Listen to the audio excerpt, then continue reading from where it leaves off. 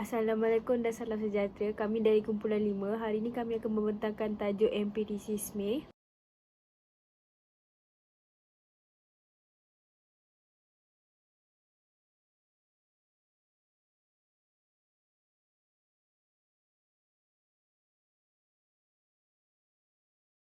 Empirisisme adalah aliran ilmu di bawah tajuk epistemologi. Ia merupakan satu teori yang telah dikembangkan pada abad ke-17 yang popular di England. Kemunculan empirisisme adalah sebagai kritikan dan rasa tidak puas hati terhadap aliran rasionalisme, kerana rasionalisme lebih kepada akal dalam mencari kebenaran, manakala empirisisme adalah melalui pengalaman. Hal ini mengikut rasionalisme, pengalaman menjadikan ia sukar untuk menguji kebenaran hukum sebab dan kesan. Aliran ini juga menganggap bahawa ilmu pengetahuan dapat diperolehi melalui pengalaman dengan cara pemerhatian dan pendirian. Empirisisme berasal dari perkataan Yunani empiria yang bermaksud pengalaman indrawi. Manakala menurut sains dan agama pada zaman moden falsafah, empirisisme boleh dianggap dalam memainkan peranan akal. Empirisisme menolak pendapat rasionalisme yang mencari kebenaran melalui gerak hati mereka sendiri, iaitu intuisi. Oleh itu, empirisisme percaya tidak ada keupayaan untuk intuisi rasional. Semua kebenaran yang disebutkan adalah kebenaran yang diperoleh melalui pengalaman pemerhatian. Menurut empiris, kita dapat memperoleh pengetahuan yang benar dengan data dan fakta yang dilihat oleh panca indera kita sendiri. Namun, empiris ini menolak kewujudan naluri dan hanya berpegang dengan pengalaman semata-mata sebagai sumber pengetahuan mereka. Empayar awal ideologi empirisisme ini adalah bermula daripada Plato ke John Locke dan seterusnya ke David Hume dan Thomas Hobbes. Jadi, saya akan menerangkan tentang sejarah perkembangan empirisisme dan juga perintis bagi ideologi ini.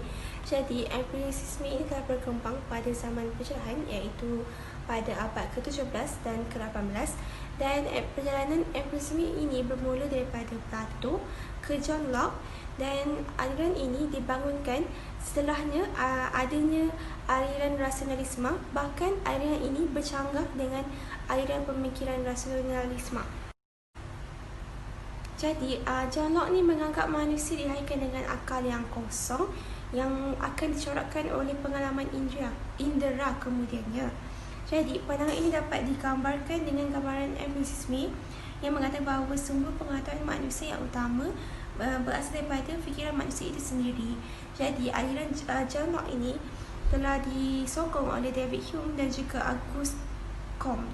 Jadi, kemuncak pemikiran empirisisme ini adalah kemuncak aliran positivisme oleh Auguste Comte menerusi tiga teori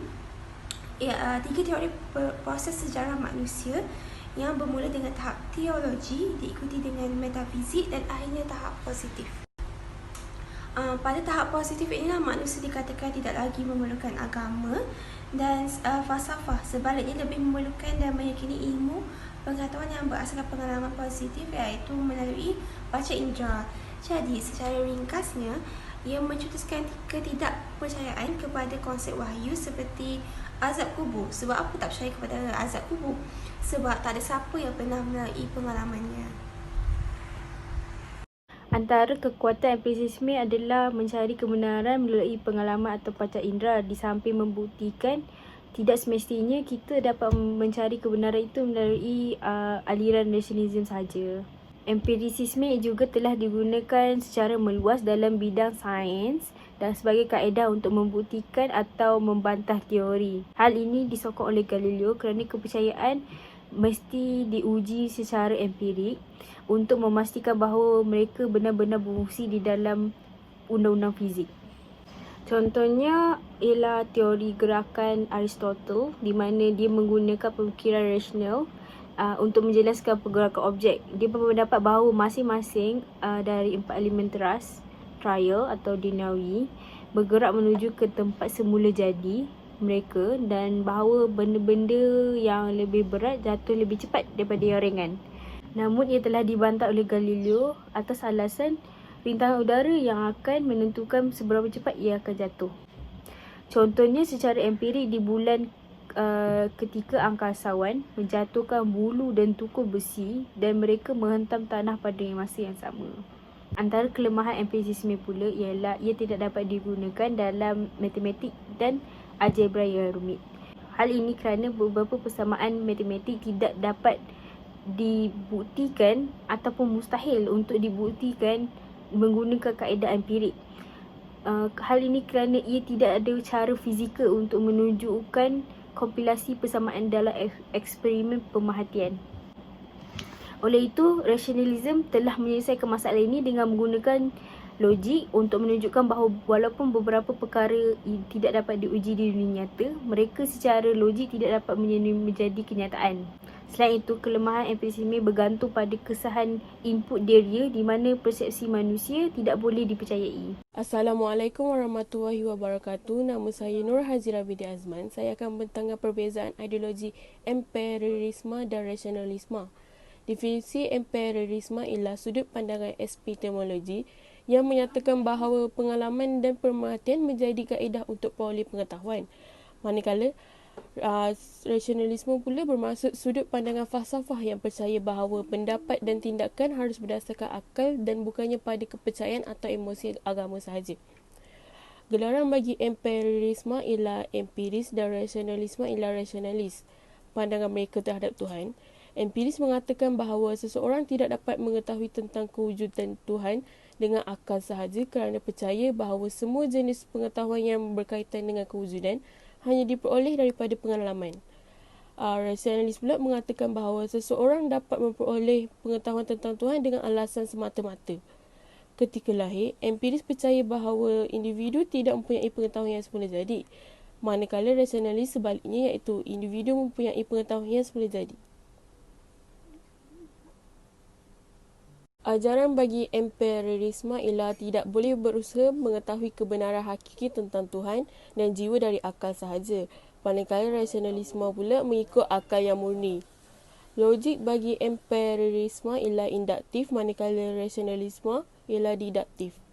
Institusi atau gerak hati bagi empirisme ialah tidak percaya, manakala rasionalisme pula sebaliknya iaitu mereka percaya.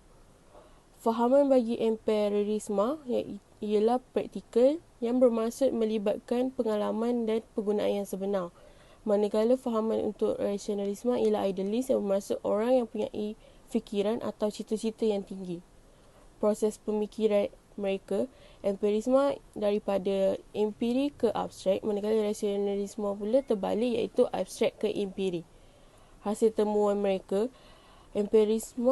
empirisme menemui ideografi iaitu kajian kumpulan yang bersifat khusus yang berbeza dengan kumpulan yang lain.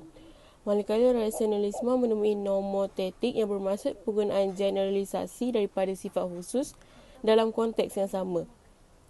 Penelitian paradigma bagi empirisme ialah fenomenologi yang bermaksud kaedah penyelidikan kualitatif yang diterapkan untuk mengungkapkan persamaan makna intipati konteks mereka.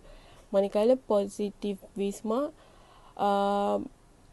merupakan aliran falsafah yang menyatakan ilmu alam sebagai salah satunya sumber pengetahuan yang benar dan mereka menolak dengan metafizik. Positivisme ialah penelitian paradigma bagi rasionalisme. Assalamualaikum warahmatullahi wabarakatuh dan selamat sejahtera. Nama saya Muhammad Zaid Akmal bin Selamat dari kelas 1C. Pada hari ini saya akan menerangkan tentang impak ataupun kesan empirisisme kepada dunia. Baik. Yang pertama, teras aliran pemikiran yang dibawa oleh John Locke adalah berpaksikan kepada aliran empirisisme seperti yang kita tahu. Aliran ini mengenengahkan pengalaman sebagai asas pengenalan kepada konsep pengetahuan yang paling jelas dan sempurna. John Locke berpendapat bahawa pendidikan amat penting dalam membantu perkembangan fizikal dan mental seseorang individu. Spesifikasi utama pemikiran Locke terhadap pendidikan ialah beliau sangat menekankan aspek kebajikan, hikmah dan tingkah laku yang baik kepada individu tersebut. Okey. Beliau turut menggesa ibu bapa untuk meluangkan masa dengan anak-anak mereka untuk membentuk karakter dan juga cara berfikir anak-anak mereka sebagai strategi pembelajaran. Maksudnya kat sini ibu bapa perlulah meluangkan masa yang berkualiti dengan anak-anak supaya dapat membina karakter dan juga cara berfikir dia.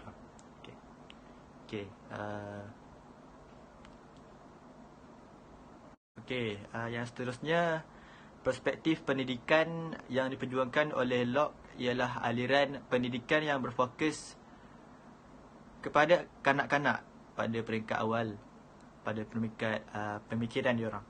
Okey, ia ekoran fasa kanak-kanak merupakan fasa awal yang penting dalam kehidupan seseorang individu. Sehubungan itu, pemantauan ibu bapa terhadap perkembangan kanak-kanak dianggap penting oleh Locke. Okay, contohnya kat sini, Locke menitik beratkan keperluan pemantauan ibu bapa terhadap pembelajaran bahasa anak-anak melalui perbualan ataupun percakapan sebelum memperbetulkan tata bahasanya. Seterusnya adalah pendidikan diri yang berfokus kepada golongan dewasa, iaitu pada peringkat tindakan, panduan dan kawalan.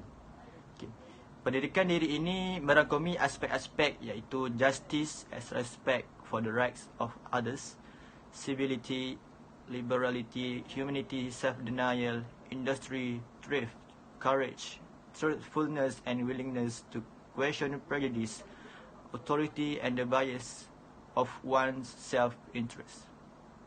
Okey.